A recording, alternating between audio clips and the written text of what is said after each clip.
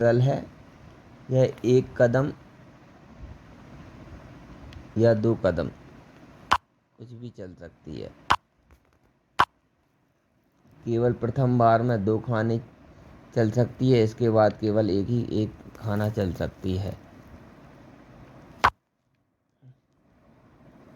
पैदल हमेशा तिरछे में मारती है। वैसे तो पैदल बहुत कमज़ोर होती है,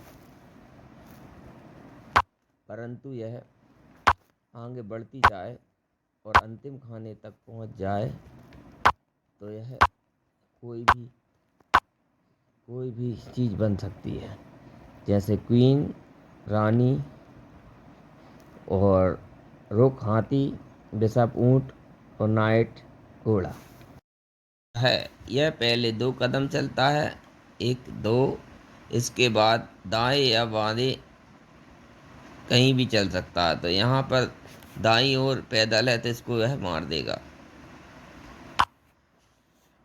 तो गाइस आपको समझ में आ गया होगा घोड़े की चाल। यह पहले दाएं बाएं आगे पीछे कहीं भी दो कदम पहले चलेगा, इसके बाद बगल के दाएं या बाएं की ओर मुड़कर रखा जाता है। जैसे एक दो कदम आगे चला और फिर यह दाएं ओर ऊंट होने के कारण इसको मार देगा।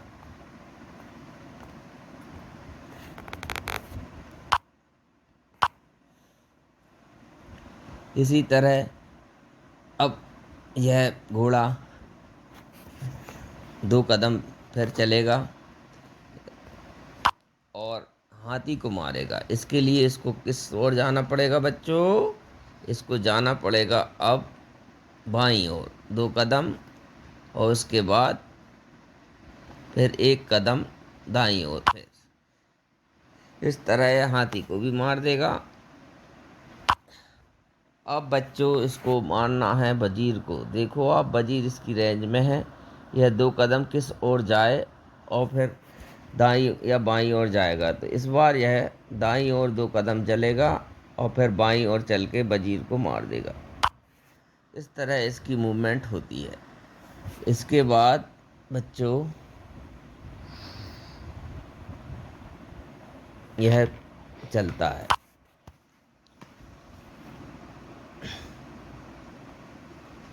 अब यह पैदल को मारने की ओर जाएगा तो यह दो तरह से जा सकता है। यह चाहे तो वह दाईं ओर जाके एक कदम चल दे या फिर पीछे की ओर जाके दाईं ओर जाके एक कदम चल दे। दोनों तरफ से यह पैदल को मार सकता है। अब इसको पैदल को मारने के लिए पीछे की ओर दो कदम चलकर और बाईं ओर चलना पड़ेगा।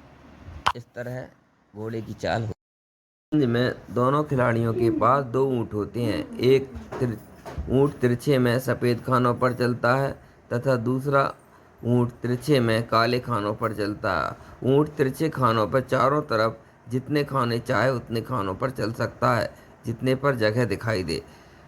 यहाँ पर अपन प्रैक्टिकली देखते हैं कि सफ़ेद की चाल है और वजीर उससे तिरछे में तीन खाने दूर है, जिसे वह आसानी से मार सकता है। इस तरह इसके बाद ब्लैक ने राजा चला। अब अपन देखते हैं कि ब्लैक ऊँट घोड़े को एक तिरछे खाने पर मार रहा है, एक खाने की दूरी है तिरछे पे, तो इस तरह वो मार देगा। अब फिर इसके बाद राजा चलता है ब्लैक। अब अपन देखते हैं कि ब्लैक तिरछे में तीन खाने दूरी पर हाथी को मार सकता है, तो वह इस तरह तीन खाने दूर हाथी को मार देगा। इस तरह ऊँटों की चाल चली जाती है। धन्यवाद।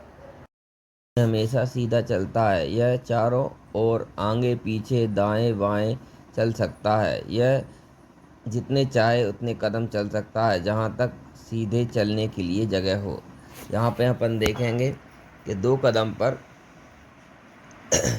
ब्लैक का वजीर रखा है, जिसे हाथी सीधे मार सकता है। इसके बाद राजा चलता है। अब हम देख सकते हैं कि बाईं ओर दो कदम पर ब्लैक का ऊँट रखा है, जिसे हाथी आसानी से मार सकता है। इस तरह हाथी की चालें चलाई जाती हैं। अब अपन देखते हैं कि सीधे सामने की ओर 4 कदम दूर पर घोड़ा रखा है जिसे हम आसानी से मार सकते हैं। यहाँ हम देखते हैं, अब हम यहाँ आसानी से देख सकते हैं कि दाईं ओर 4-5 कदम की दूरी पर ऊँट रखा है जिसे हाथी आसानी से मार सकता है। इस तरह हम हाथी की चाल चल सकते हैं। पास ऊँट और हाथी दोनों की चाल चलने की क्षमता होती है, इसलिए शतरंज में राजा के बाद रानी को सबसे महत्वपूर्ण मोहरा माना गया है। यह सीधे या तिरछे में चारों ओर जितने खाने खाली हों, आगे पीछे दाएं बाएं चल सकता है। अब अपन देखेंगे यहाँ पर वाइट की चाल है और वाइट के तिरछे में 1 2 3 4 कदम पर ब्लैक की क्वीन रखी है जिसे वाइट की क्वीन आसानी से मार सकती है। इसके बाद राजा चलेगा ब्लैक का।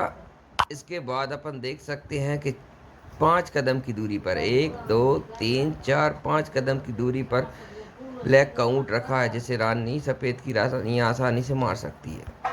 अब अपन देखेंगे कि 2 कदम तिरछे में हाथी रखा है ब्लैक का जिसे रानी आसानी से 1-2 कदम पर मार सकती है।